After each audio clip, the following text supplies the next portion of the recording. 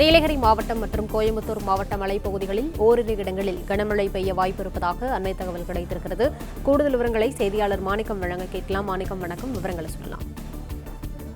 நீலகிரி மற்றும் கோயம்புத்தூர் மாவட்டங்களில் இன்றைய தினம் ஓரிரு இடங்களில் கனமழை பெய்யக்கூடிய வாய்ப்பு இருப்பதா வானிலை ஆய்வு மையத்துடைய அறிவிப்புல வெளியிடப்பட்டிருக்கிறது. தொடர்ந்து தமிழகத்தில் மேற்கு தொடர்ச்சி மலையொட்டிய மாவட்டங்களில் மழைக்கான வாய்ப்பு நீடிப்பதாகவும், இந்த 2 மாவட்டங்களில் மட்டும் கனமழைக்கான வாய்ப்பு இருப்பதா வானிலை ஆய்வு மையம் தெரிவிச்சிருக்கிறாங்க. மேற்கு திசை காற்றின் வேக மாறுபாடு காரணமாக இந்த மழைக்கான வாய்ப்பு ஏற்பட்டிருப்பதாகவும், மேலும் வலுவான தரைக்காற்று வீசுவதற்கான வாய்ப்பு இருப்பதாகவும் தெரிவிக்கப்பட்டிருக்கிறது.